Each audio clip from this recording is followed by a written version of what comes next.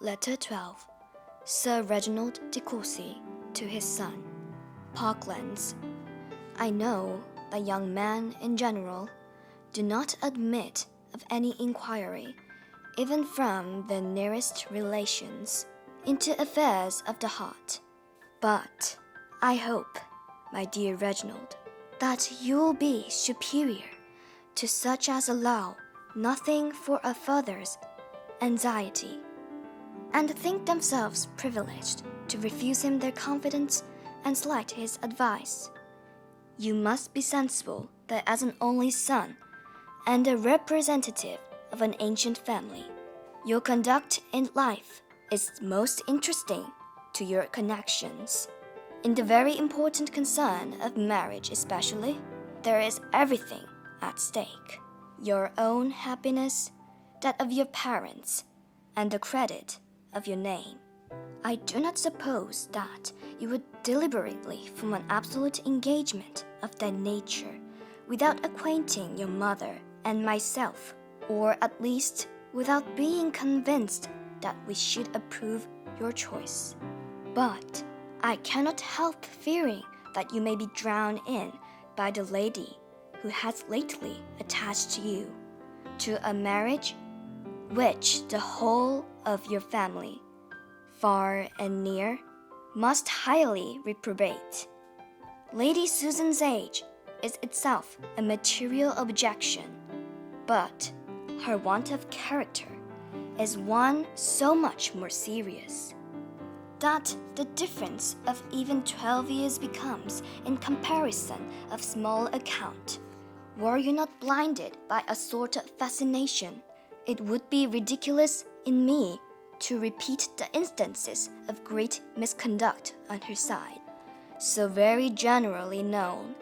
Her neglect of her husband, her encouragement of other men, her extravagance and dissipation were so gross and notorious that no one could be ignorant of them at the time, nor can now have forgotten them.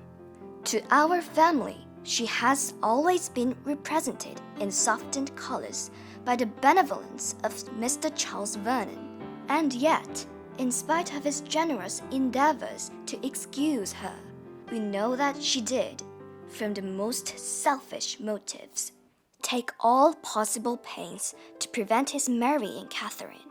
My years and increasing infirmities make me very desirous, my dear Reginald, of seeing you settled in the world.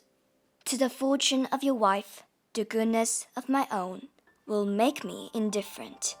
But her family and character must be equally unexceptionable.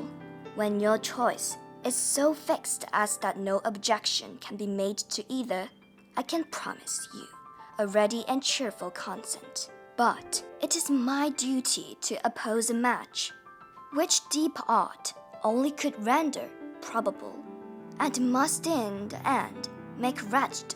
It is possible that her behavior may arise only from vanity, or a wish of gaining the admiration of a man whom she must imagine to be particularly prejudiced against her. But it is more likely that she should aim at something farther. She is poor, and may naturally seek an alliance which may be advantageous to herself. You know your own rights, and that is out of my power to prevent your inheriting the family estate. My ability of distressing you during my life would be a species of revenge to which I should hardly stoop under any circumstances. I honestly tell you my sentiments and intentions. I do not wish to work on your fears, but on your sense and affection. It would destroy every comfort of my life to know that you are married to Lady Susan Vernon. It would be the death of that honest pride with which I have hitherto considered my son.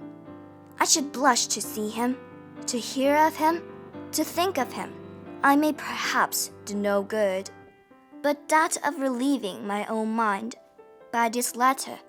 But I felt it my duty to tell you that your partiality for Lady Susan is no secret to your friends, and to warn you against her.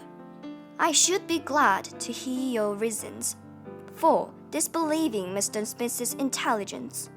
You had no doubt of its authenticity a month ago.